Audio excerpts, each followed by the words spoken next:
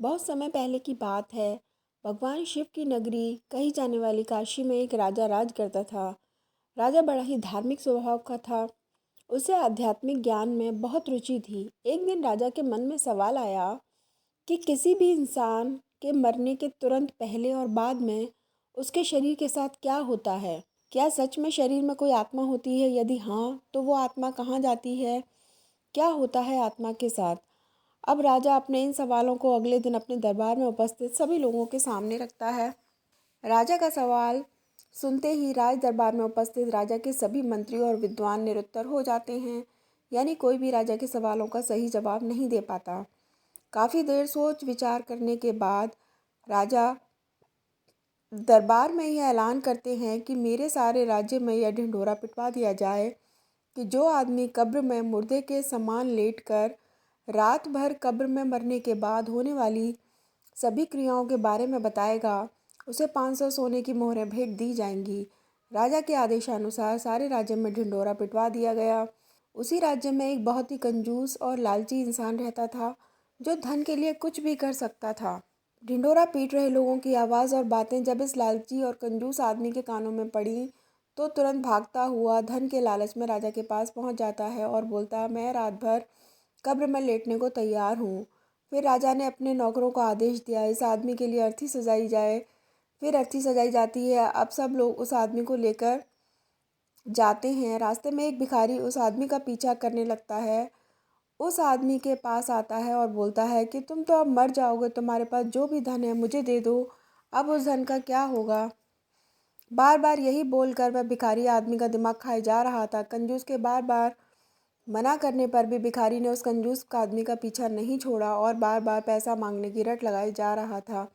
आखिर कंजूस जब एकदम परेशान हो गया तो उसने कब्रिस्तान में पड़े बादाम के छिलकों के एक ढेर में से मुट्ठी भर छिलके उठाए और उस फकीर को दे दिया। भिखारी वहाँ से चला गया।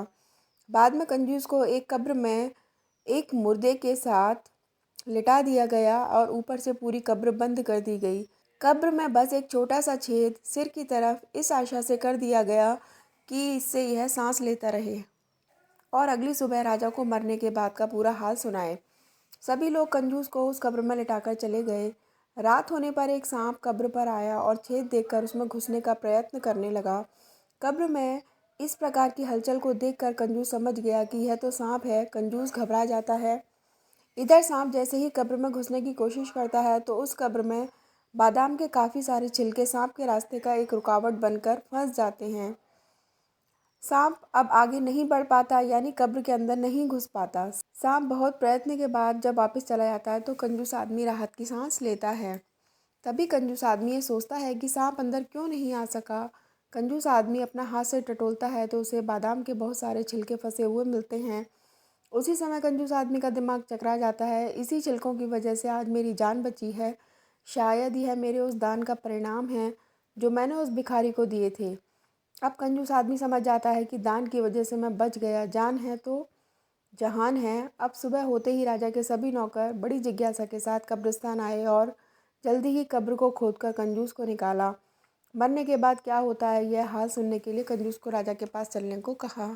कंजूस ने राजा के नौकरों की बात को अनसुना कर दिया और तुरंत भागकर पहले अपने घर गया और अपना सारा धन निकालकर सभी गांव के लोगों और भिखारियों में बांट देता है। कंजूस की इस हरकत और दयालुता को देखकर सब लोग हैरान थे। इसके बाद अंत में कंजूस को राजा के दरबार में पूरा हाल सुनाने के लिए राजा के सामने पेश किया गया।